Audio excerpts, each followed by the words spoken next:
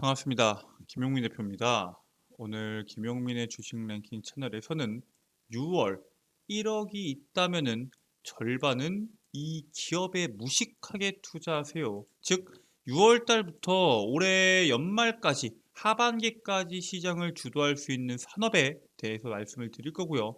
그 산업에 대한 저평가 대장주에 대해서도 함께 말씀을 드리는 영상입니다. 오늘 영상도 집중하셔서 시청하시길 바라겠고요. 영상 시청하시기 전에 구독과 좋아요 버튼 한 번씩만 누르고 시청해 주시면 정말 감사드리겠습니다. 자, 일단 현재 시장에서 시장을 주도할 수 있는 대장이 누가 있냐? 바로 외인입니다. 현재는 코스피의 박스권에 움직이고 있죠. 외국인 투자들이 국내 주식에 대한 순매수 규모가 계속적으로 커져가고 있고요. 실질적으로 2차 전지에 대한 투심이 꺾이면서 개인 투자들에 대한 투심도 많이 꺾였음에도 불구하고 시장이 하락세가 아니라 박스권에서 움직일 수 있는 이유도 바로 외국인들의 강세가 거기에 힘을 더했기 때문입니다. 그래서 현재 국내 증시에 대한 순매수 상위 종목군들을 보면은 반도체와 엔터주에 집중적으로 투자가 되고 있습니다. 외국인들이 반도체와 엔터주를 집중적으로 담고 있는데 이게 연초에는 중국의 리오프닝에 대한 기대감으로 외국인들의 강한 매수 그리고 미국발 리스크 완화 및 반도체 업황에 대한 기대감까지 더해지면서 지금 반도체와 엔터주에 대한 수급이 골고루 들어가고 있습니다. 자, 근데 앞으로는 엔터주가 아니라 반도체로 수급이 몰려갈 가능성이 상당히 높아요. 단기 악재가 나온 엔터주와는 다르게 바닥을 찍었다고 평가받고 있는 반도체주이기 때문에 수급의 이동이 나올 수 있고요. 물론 엔터주에서 반도체로 넘어가지 않고 현재 있는 수급이 반도체로 더 몰릴 가능성이 있지만 결과적으로는 지금부터는 반도체가 더 강할 확률이 상당히 높다라는 사실에 대해서 주목을 하셔야 됩니다. 자, 엔터주가 어떠한 악재가 있는지에 대해서 먼저 아셔야겠죠.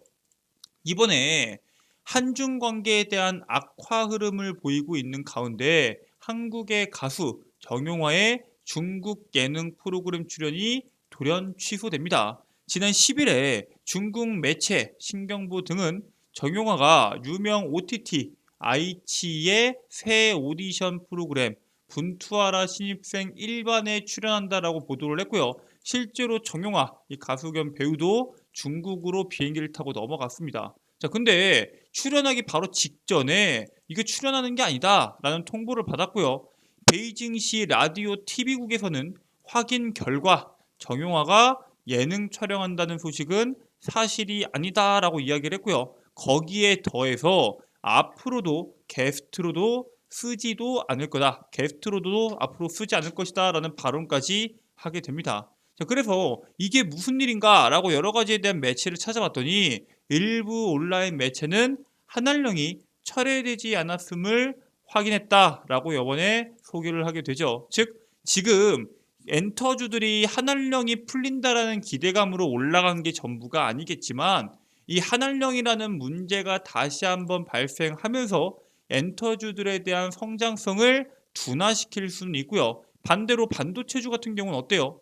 시장의 성장성, 바닥을 찍었기 때문에 성장성도 있고 정부에서 대놓고 엄청나게 밀어주고 있습니다. 이번에 한국 정부가 미국 반도체법 보조금을 받는 기업이 중국 내 반도체 생산 능력을 확장할 수 있는 범위 자체를 5%에서 10%로 2배 늘려달라고 미국에 요청을 하게 됩니다. 실질적으로 미국에서 반도체법으로 보조금 받는 기업들은 중국에 있는 생산 능력 자체를 매년 5%씩밖에 못 올리거든요. 근데 중국의 시장이 우리나라 입장에서 상당히 중요하기 때문에 5% 너무 과하다. 10%까지는 증산을 할 수 있게 해달라라고 요청을 한 거고요. 한국의 정부는 미국 정부가 규정 안에 있는 실질적 확장과 범용 반도체 등 핵심 용어의 현재 정의를 재검토할 것을 요청한다. 즉 앞으로 이 확장할 수 있는 범위, 즉 내가 그냥 고장 나서 이거를 확장하는 건지 아니면은 정말로 설비 투자를 해서 확장하는 건지 혹은 범용 반도체와 최신 반도체에 대한 차이가 도대체 정확하게 어디서부터 어디까지인지 재검토할 것을 요청했고요. 중국의 우려 기업과 공동 연구나 기술 특허 사용 계약을 사용하면은 보조금을 반환하는 기술 환수 조항이 제한하는 범위를 명확히 해달라고 요청을 합니다. 즉 우리나라 입장에서는 중국 시장과 미국 시장을 전부 다 버릴 수는 없는데 어쨌든 지금 현재 미국 시장에서 엄청난 투자가 진행되고 있으니까 미국에 있는 보조금을 받을 만큼 받고 지금 미국이 규제하고 있는 그 끄트머리까지 정확하게 파악한 다음에 거기에 맞춰서 중국에 대한 수출을 공격적으로 진행하겠다라는 전략이고요. 삼성전자와 SK하이닉스가 미국 정부 보조금을 받고도 중국에서 많은 반도체를 생산할 수 있게 해달라는 의미로 현재 시장은 해석을 하고 있습니다. 그리고 그 해석은 사실상 맞겠죠. 자, 그래서 미국 반도체법에 대한 가이드라인을 보면은 보조금 수령 시 다른 국가에서 보조금 사용을 금지하고 있고요. 보조금 수령 후 10년간 우려국이 뭐예요? 중국, 러시아, 이란, 북한 이런 국가들에서 실질적 확장 시에는 보조금을 전액 반환해야 된다. 그리고 방금 말씀드렸던 범용 반도체와 첨단 반도체에 대한 생산 능력 확장이 5%에서 10%로 정해져 있습니다. 도대체 뭐가 5%고 뭐가 10%고 뭐가 첨단 반도체고 뭐가 범용 반도체인지에 대해서 정확하게 구분을 해달라라고 요청을 했고요. 보조금 수령 시 국가 안보 관련 기술 및 제품 우려 단체와 연구기술 참여를 제한한다라는 내용들인데 여기 있는 내용들을 전부 다 하나씩 꼬집어서 정확한 규제에 대한 가이드라인을 잡아달라라고 요청을 했다라고 보시면 됩니다. 근데 사실 이렇게 말하는 게 맞아요. 이낙연 전 총리는 지난 22일에 워싱턴 DC에 있는 조지 워싱턴 대에서 열린 대한민국 생존 전략 책을 냈거든요. 여기에 대한 출간 간담회에서 한국의 목소리가 안 들린다라고 지적을 했습니다. 즉 우리나라가 너무 중국이나 미국한테 해야 될 말을 못한다라는 거겠죠. 이 전 총리는 미국도 할 말을 하는 동맹을 원한다라고 생각을 하고 있다라고 말을 했고요. 특히나 반도체 분야, 미국이나 다른 국가들, 유럽에서도 사실 반도체 같은 경우에는 대만이나 아니면 아시아권에 있는 우리나라 같은 기업들 따라잡을 수가 없죠. 압도적인 분야이기 때문에 이런 분야에 대해서는 목소리를 내어야 된다라고 주장하고 있고요. 중국과 건설적인 관계를 유지하는 게 필요하다. 그리고 한국이 경제적으로 취약해진다면은 미국에도 동맹으로서의 가치가 떨어질 수 있다라고 우려를 합니다. 우리나라 같은 경우에는 중국에 대한 수출에 대한 비중이 워낙 높기 때문에 중국과 건설적인 관계를 유지하지 않고 등을 돌려버리면은 한국의 경제적으로 상당히 취약해질 거고 이거는 바꿔 말하면은 미국에서도 동맹의 가치가 떨어지는 국가로 우리나라가 보일 수도 있다는 겁니다. 우리나라에 대한 힘이 있고 우리나라가 경제적인 힘이 있어야지 동맹이 유지되는 거지. 이 동맹이라는 게 구걸로 동맹이 되는 게 아니죠. 힘과 힘이 모였을 때 동맹이 되는 겁니다.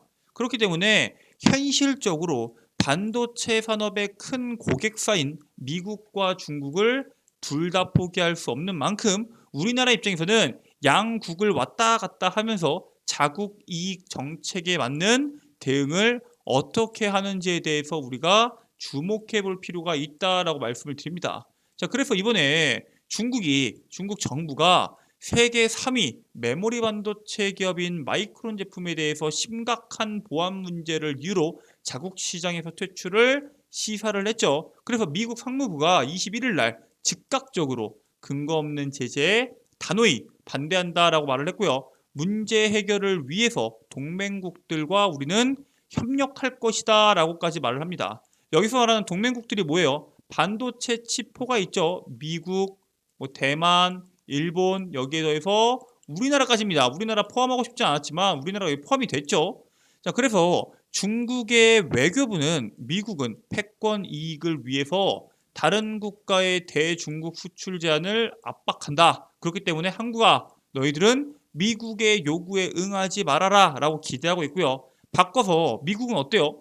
마이크론에 대한 제품이 빠지게 되면은 중국 내에서 반도체 공급이 부족해질 수가 있습니다. 자, 그러면은 그 빈자리 누가 차지할까요? 바로 바로 옆에 있는 국가인 그리고 수출을 상당히 많이 하는 한국의 반도체가 그 공백을 메워서 실적을 더 낼 것으로 기대하고 있는데 미국 입장에서는 그 공백을 메워서는 안 된다라는 뜻을 한국 측에 전달을 합니다. 그렇기 때문에 이 중간에서 잘 줄다리기를 하면서 우리나라가 실적을 내는 게 상당히 중요한 숙제로 자리를 잡고 있습니다. 간단하죠?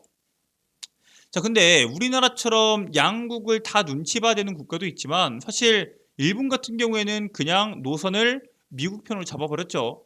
7월부터 중국을 겨냥한 반도체 장비 수출 규제를 시행을 합니다. 일본 정부에서 7월에 시작을 하고요. 중국 반도체 업계 입장에서는 미국의 반도체 수출 규제보다도 이 일본의 반도체 장비 수출 규제가 더 큰 타격을 입을 수 있다라고 우려하고 있고요. 지난 23일 일본의 경제산업성은 반도체 관련 23개 품목을 수출관리 규제 대상에 추가하는 성명을 공포합니다. 그래서 경산성은 특정 국가를 수출 규제 대상으로 명시하지는 않았습니다. 즉 일본의 경제산업성이 우리는 중국에다가 수출하지 않겠다. 규제 대상을 언급하진 않았지만 얘네가 올해 초에 미국이 요청을 해서 네덜란드와 일본은 대중국 반도체 수출 규제에 대해서 동참을 한 국가입니다. 당연히 중국에 대한 견제다라고 현재 시장은 판단을 하고 있고요. 자, 네덜란드 같은 경우에도 노선을 미국으로 잡았죠. 그래서 반도체 칩포 중에 하나인 우리나라 한국에다가 투자를 진행을 합니다. 이번에 한국은 반도체 장비 3대 허브 네덜란드 ASM이 1억 달러를 투자를 하게 됩니다. 정확히 말하자면은 이번에 네덜란드 반도체 장비 업체 ASM이 1억 달러 규모의 투자를 포함해서 한국에 대한 사업 전략 등을 기자간담회를 통해서 소개를 하게 됩니다. 그래서 미국의 중국 규제로 대외 불확실성이 계속해서 커지다 보니까 반도체 제조 쪽에서 가장 강국이 누구냐? 한국이다. 글로벌 경영의 거점으로 잡아서 우리는 성장을 하겠다라는 전략이고요. ASM의 CEO 같은 경우에는 고객사 측의 설비 투자 요청이 있었다라고 발언을 합니다. 무슨 뜻이에요? 우리나라에서 이 반도체 장비에 대해서 설비 투자를 해달라고 요청이 있었다는 뜻이겠죠. 감산 기조로 D램 수급이 정상 수준에 근접하면서 물량을 확보하려는 고객사들의 움직임이 지속적으로 나오고 있고요. 그 움직임이 점차적으로 커져가고 있다는 사실에 대해서 주목해야 됩니다. 실질적으로 이번에 확인해 보니까 글로벌 고객사들의 장기 계약 문의가 급격하게 늘어나고 있는 것으로 확인이 됐습니다. 이게 감산 효과가 본격적으로 반영되는 게 내년부터라고 말씀드렸죠. 그 중에서 메모리 시장의 뚜렷한 회복세가 현재 조금씩 보이고 있고요. 자, 그러면은 우리가 메모리 반도체는 다 좋을까요? 좋지 않은 종목과 좋은 종목이 사실 나뉩니다. 근데 중국은 이번에 최대 메모리 제조사인 YMTC가 최근 고객사한테 낸드 제품 판매 가격의 3%에 5% 인상 방침을 통보해 버립니다. 삼성전자나 SK하이닉스는 비교적으로 이게 D램에 비해서 낸드가 진입 장벽이 좀 낮거든요. 즉 이 진입 장벽이 낮은 낸드에 대한 가격 인상을 검토하지 않고 있고 사실 여기에 대해서 기대감이 D램보다는 낮습니다. 즉 D램에 대한 가격 움직임에 대해서 우리가 주목을 해야 되고요. 그렇기 때문에 이 D램이 어떤 식으로 움직이냐 그리고 그 D램에 대한 출하량이 얼마나 나오냐가 상당히 중요한 숙제로 자리 잡을 것으로 보입니다. 자, 일단 2분기 반도체 D램에 대한 출하량은 원래 예상했던 예상치를 크게 상회할 것으로 전망하고 있습니다. 삼성전자 같은 경우에는 전분기 대비해서 15%에서 20% 출하량이 증가할 것으로 기대하고요. SK하이닉스 같은 경우에는 전분기 대비해서 35%에서 40% 증가할 것으로 현재 시장은 추정하고 있습니다.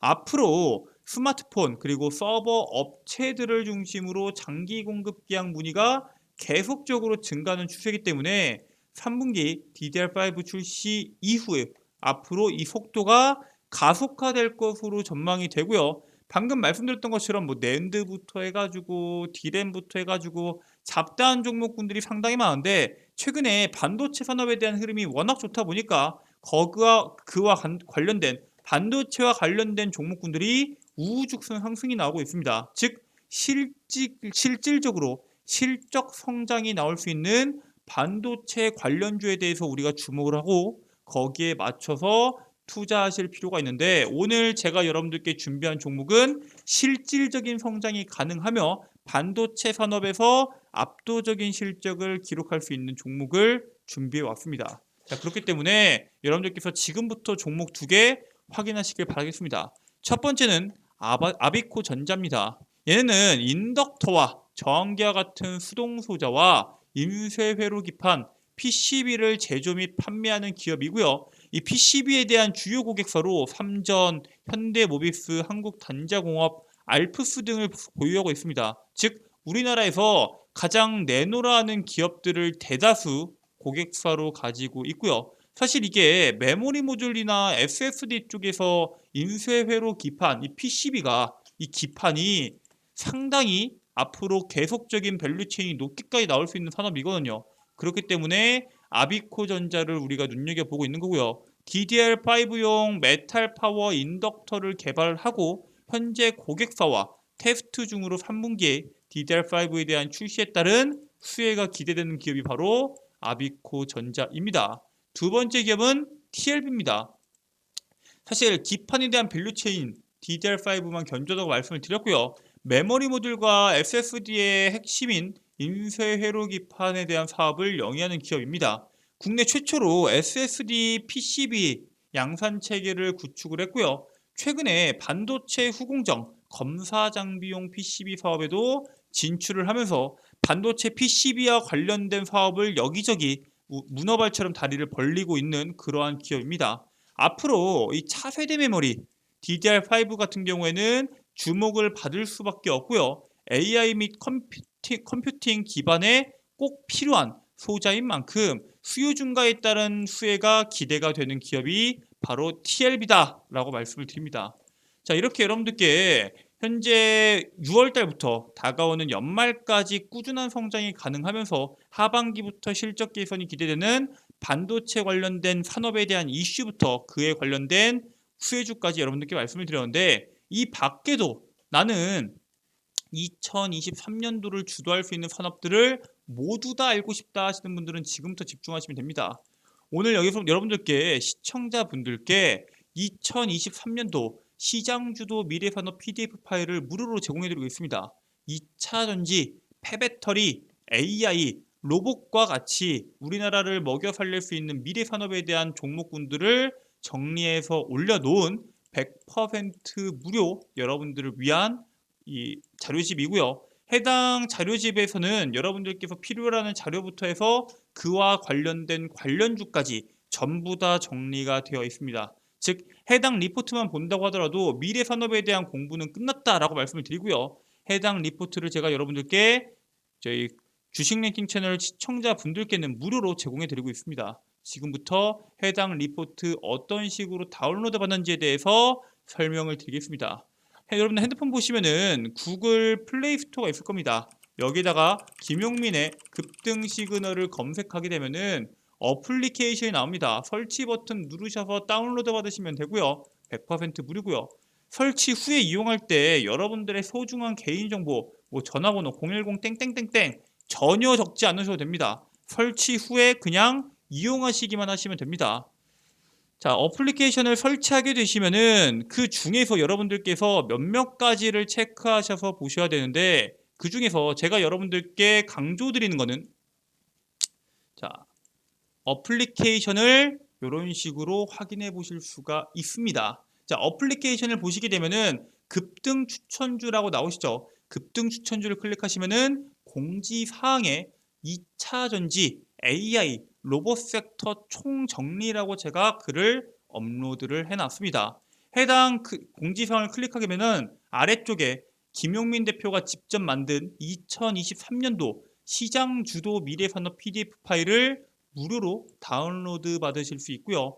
해당 다운로드 여러분들 100% 무료로 다운로드 받으셔서 연구소장까지 가능하시니 꼭 다운로드 받으시길 바라겠습니다. 이 밖에도 김용민 대표가 매일매일 종목을 선별해서 업로드해드리는 급등 추천주, 그다음에 장 시작 30분 전에 8시 30분 이전에 오늘 시장에서 주목받을 수 있는 이슈와 그와 관련된 관련주들을 업로드해드리는 장전 급등 뉴스, 매일매일 시장에서 나오는 강한 이슈들 분석해서 급등주가 왜 올라갔는지, 그에 관련된 종목은 뭐가 있는지 정리해드리는 급등주 분석까지 모든 컨텐츠들을 여러분들께서 무료로 이용이 가능합니다. 여러분들께서 꼭 해당 내용들 체크하셔서 투자에 도움이 되시길 바라겠고요. 이를 통해서 남은 5월부터 6월, 7월 2023년 남은 기간 동안 성공 투자하시기를 바라겠습니다.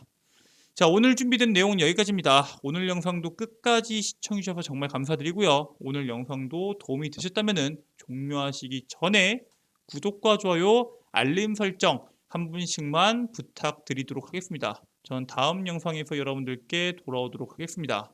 끝까지 시청해주셔서 감사합니다.